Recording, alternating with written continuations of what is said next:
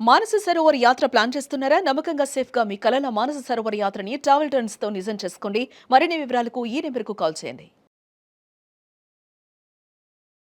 నమస్తే రమగారు. నమస్తే జయ. రమగారు, మనకి ఈ నెలలోనే వసంత పంచమి ఉంది. మరి పంచమి యొక్క విశిష్టత, హ్మ్. ప్రత్యేకమైన పూజా విధానాలు చేస్తూ ఉంటాం సరస్వతీ దేవికి కదా. అవును. మనకి బాసర్లో కూడా చాలా బాగా చేస్తారు పూజ. వర్గల్లో కూడా బాగా చేస్తాం. అవును రమ్మగారు, వర్గాలు వెళ్ళాలి రమ్మగారు. ఎప్పటి నుంచో అనుకుంటా ఉన్నాను. వెళ్దాం. బాసర వెళ్ళాను కానీ వెళ్దాం. ఒకసారి వెళ్దామండి. సాయంకాలము వర్గల్లో ఆ, హారతి ఇచ్చే వేళ మాకు బాగుంటుంది. అవునా? కొన్నేళ్ల క్రితం మేము వెళ్తే హారతి ఇస్తారు ఉండండి అని చెప్పారు. ఆహా. ఏ ఏ సమయానికండి? 7 గంటలు 7:15 అనుకుంటున్నాను నేను. 7 తర్వాతే మొత్తం దీపాలన్నీ ఈ ఎలక్ట్రిసిటీ దీపాల లైట్లనే తీసేశారు. అమ్మవారు ఒక తెల్లని చక్క వస్త్రం, అది మహా చక్కటిది. సాయంకాలాలు మహా బాగుంటుంది. ఆ హారతి ఇస్తుంటే ఆమె హారతితో పాటు కళ్ళు తిరుగుతున్నట్టున్నాయి జయ, పైకి కిందకి. బాగుందంటే ఆ వర్గంలో అమ్మవారి దర్శనం ఆ సాయంకాలం వేళ ఒక 5-6 సంవత్సరాలైనా అయింది. బ్రెయిన్లో ఇంచి పోలా అది. అవునా? అంత అద్భుతంగా ఉంది. ఓకే. అన్ని హారతులు ఇస్తారు సాయంకాలం వేళ. ఆహా. ఈ హారతి ఇచ్చే వేళలు అమ్మవార్ల దేవాలయాలు అన్నిట్లలోనూ విశేషంగా ఉంటాయి. ఆ తర్వాత ఇంకా క్లోజ్ చేసేస్తారు. దాని తర్వాత ఇంకా కాసేపు అయిన తర్వాత క్లోజ్ అయిపోతుంది. మహామంగళ హారతి అని సాయంకాలాలు ఇస్తారు. చాలా బాగుంటుంది. ఓకే. వసంత పంచమి, మాఘశుద్ధ పంచమిని వసంత పంచమి చెప్తారు. అయితే ఇప్పుడు మనం సరస్వతి పూజ చేసుకుంటున్నాం కానీ ఇది వరకు ఈ వసంత పంచమిని వసంతోత్సవంగా చేసేవాళ్ళు. ఏంటంటే మన్మధుడు, రతీదేవి, వసంతుడు, ఈ ముగ్గురు అవతారాలు వేసుకుని వసంతోత్సవం రంగులు చల్లుతూ చేసుకునే ఉత్సవంగా కూడా ఈ వసంతోత్సవాన్ని చేసుకునేవాళ్ళట. ఇప్పుడు ఇది వసంతం ఇప్పుడే రాదు. మాఘ పాల్గుణాలు అయిన తర్వాత చైత్రము వైశాఖము కదా వసంత ఋతువు. అవును. వసంత ఋతువు ఆగమనానికి ముందొచ్చే ఋతువులోనే ఈ వసంతం ఆడేవాళ్ళట అప్పట్లో. ఇక మామిడి చిగురులేయటం మొదలు పెడుతుంది, కోకిళ్ళు కొద్ది కొద్దిగా కుయ్యటం మొదలు పెడతాయి, మంచు కొద్దిగా తగ్గుమొహం పడుతుంది, ఎండ కొంచెం పెరుగుతూ ఉంటుంది. ఎండ తీవ్రత వచ్చాక కదా వసంతం వచ్చేది. అవును. ముదిరిన ఎండకి వసంతం వస్తుంది. ఆ ఎండ ముదరడానికి సూచనగా వచ్చేటువంటి ముందొచ్చే ఈ పంచమిని వసంత పంచమిగా పూర్వం చేసేవాళ్ళు. సంస్కృత నాటకాల్లో ఈ వసంతోత్సవం గురించి చాలా విశేషంగా కనపడుతుంది. డ్రామాస్లో చేసేవాళ్ళు ఇది వరకు. మన పాత సినిమాలలో కూడా ఈ వసంతోత్సవపు హడావిడ్లు 1-2 కనపడేవి. ఏం చేస్తారు అమ్మగారు? వసంతోత్సవం అంటే రంగులు బుక్కాలు చల్లుకోవటం, ఆహా. తర్వాత అందరూ కలిసి నాట్యాలు ఆడటం, చెరుగడలు అవి పట్టుకుని ఊరేగటం, ఒకటి మన్మధుడు ఒకరు రతీదేవి వేషం వేసుకోవటం, అందరూ కలిసి అంటే ప్రజలంతా కలిసి సంతోషంగా గడిపే సమయం అన్నమాట ఈ వసంతోత్సవం.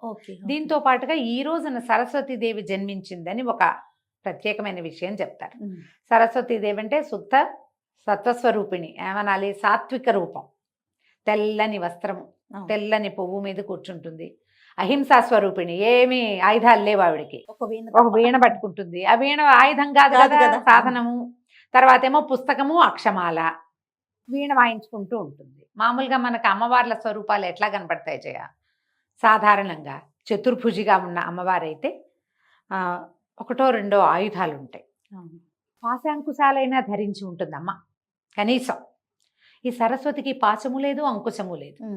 ఆమె పుస్తకము, అక్షమాల అంటే చదువుకో, జపంచి అంటే ధ్యానము, జ్ఞానము 2 లక్షణాలని తెలియజేస్తుంది. రెండోది పారవస్యం, అలౌకికమైనది, సంగీతం, సంగీత సాధనం కదా వీణ. ఈ సంగీతము, జ్ఞానము, ధ్యానము, ఈ 3 విషయాలని శుద్ధ సాత్విక స్వరూపంగా కనబడేటువంటి సరస్వతీదేవి మనకు తెలియజేస్తుంది. ఆమెని ఈ రోజును పూజిస్తారు. ఈ సరస్వతి పూజ అనగానే విశేషంగా పుస్తక పూజ. ఇది వరకు సరస్వతి అంటే ఏముండేది, మనకి తాళపత్ర గ్రంథాలు ఉండేవి. మనకి ప్రింట్ వచ్చేసిన తర్వాత చక్కగా కోసి పూజ చేసుకోవటం, పుస్తకాలను పూజించుకోవటం, పుస్తకం మీద ఏదో ఓంకారం రాసుకోవటం, ఓ స్వస్తికి రాసుకోవటం. జ్ఞానస్వరూపిణైన అమ్మని ఈ ప్రింట్ పుస్తకంలో, ఈ పుస్తకంలో ఉన్న విద్య మన మస్తకంలో కూడా రావాలని కోరుకుని దండం పెట్టుకోవటం.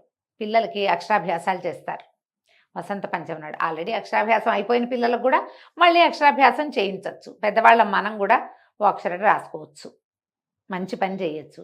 ఏదైనా లలిత కళలు మొదలు పెట్టదలుచుకున్న వాళ్ళు ఈ రోజున మొదలు పెట్టచ్చు. సాధారణంగా ఏం చెప్తారంటే, మామూలుగా మనం ఏదైనా పని మొదలు పెట్టాలంటే మన నక్షత్రాన్ని బట్టి, తారాబలాన్ని బట్టి మనం ముహూర్తం పెట్టుకుంటాం. కానీ ఈ ప్రత్యేకమైన రోజుల్లో ఇక నీ నక్షత్రము నీ తారాబలము అవసరం లేదు. ఏదైనా కొత్త పుస్తకం మొదలు పెట్టదలుచుకున్నాం, వసంత పంచమి నాడు మొదలు పెట్టండి. కొత్త విద్య నేర్చుకోవటం మొదలు పెడతాం, కొత్త కోర్స్ ఏదైనా ఈ రోజున మొదలు పెట్టండి. తర్వాత ఏదైనా శాస్త్ర విద్య చదువుకునేవాళ్ళు, అది లలిత కళలు ఏదైనా సంగీతమో నాట్యమో, అందులో వైలనని వీణని వోకలని 100 రకాలు ఉన్నాయి కదా, వాయిద్యాలు కూడా ఏవి మొదలు పెట్టదలుచుకున్నా వసంత పంచమి నాడు పిల్లలతోటి చక్కగా మొదలు పెట్టించవచ్చు. పిల్లలే కాదు పెద్దవాళ్ళు కూడా చక్కగా మొదలు పెట్టుకోవచ్చు. శాస్త్రం ప్రకారం ముహూర్తం అవసరం లేని రోజు, ఈ రోజులో వర్జ్యాలు అవి ఏవో ఉంటాయి. మనం ఇంట్లో చేసేటట్టయితే వారం వర్జ్యం చూసుకుని ఏ సమయం బాగుంది, శుభాశుభ సమయాలు మాత్రం చూసుకుని మొదలు పెట్టచ్చు. దేవాలయంలోకి వెళ్ళామనుకో, శుభం లేదు అశుభం లేదు, అన్ని సమయాలు శుభ సమయాలే. అంతే. దేవాలయంలో కూర్చుని పుస్తకం దేవుడి దగ్గర దండం పెట్టుకోవడం, అమ్మవారికి నమస్కారం చేసుకోవటం, చక్కగా ఏ పుస్తకం మొదలు పెడతాము, డ్యాన్సు సంగీతం ఏదైనా స్టార్ట్ చేయదలుచుకుంటే చక్కగా చేసుకోవచ్చు.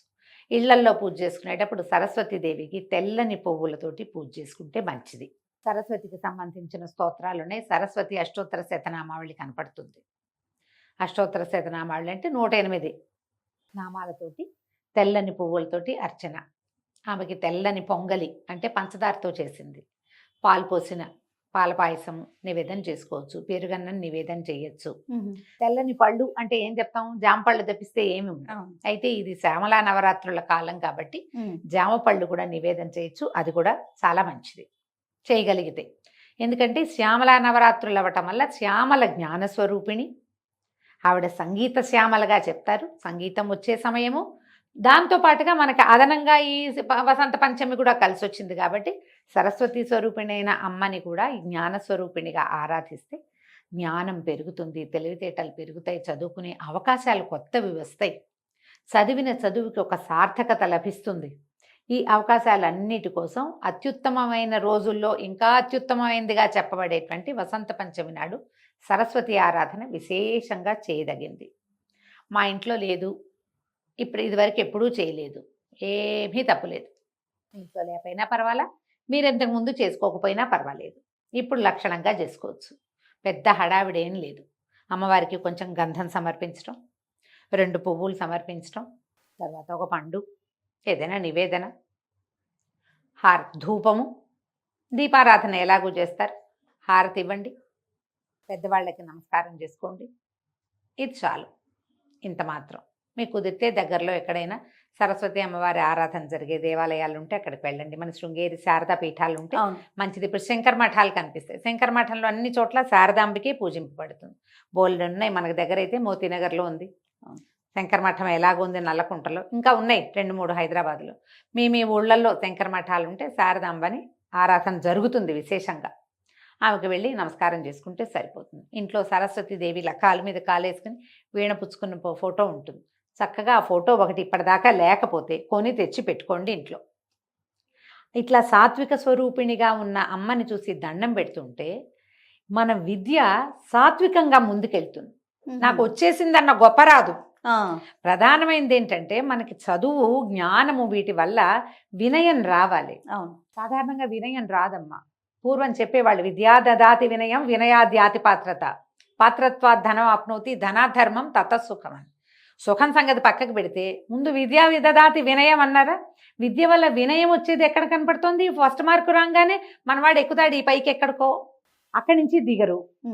దిగితే డిప్రెషన్ వస్తుంది కానీ బుద్ధి రాదు. అవును, డిప్రెషన్లు వస్తాయి అనవసరంగా. మనకు అది కాదు, ఎంత నేర్చుకున్నా ఇంకా నేర్చుకోవాలని, ఇంకా తెలుసుకోవాలని, ఇంకా ముందుకెళ్ళాలని. అంటే ఎప్పుడైతే మనం వెళ్ళాలనుకుంటామో మనం ఎక్కం కదా, నడుస్తాం. అవును, ముందుకెళ్ళాలంటే ఏమిటి, మెట్టెక్కి పైన కూర్చుంటే అక్కడే కదా కూర్చుంటాం. మనం కూర్చునటం కాదు, మన పాయింట్ ఏమిటి, ముందుకి నడవాలి. ఆ నడిచే విధానము మనకి ఒక శుద్ధమైన సాత్వికమైన స్వరూపాన్ని చూస్తేనే వస్తుంది. ఆవిడే సాక్షాత్తు సంగీత విద్య అయితే ఆమె ఎందుకు వీణ వాయించి కనపడాలి మనకి? సాక్షాత్తు సంగీతమే స్వరూపం అయినప్పుడు ఆవిడ వీణ వాయించుకుంటూ ఆనందిస్తోందని ఎందుకు చూపిస్తున్నాం మనం? నువ్వు సంగీత స్వరూపిణివే అయినా కూడా నువ్వు కూడా నిరంతర సాధన చేయాలని చెప్తుంది సరస్వతి రూపం. కరెక్ట్ అండి. అంతే కదా, జ్ఞానం ఉన్నవాడు నిరంతరం చదువుకోవాలి. ఏదైనా ఒక విషయం తెలిసినవాడు, ఒక విద్య వచ్చినవాడు నిరంతరము ఆ విద్యలో రమిస్తూ ఉంటేనే ఇలా సాత్వికమైన స్వరూపంగా ముందుకెళ్ళగలుగుతారు. ఆ ముందుకెళ్లే విధానాన్ని సరస్వతి స్వరూపమే ప్రోత్సహిస్తుంది.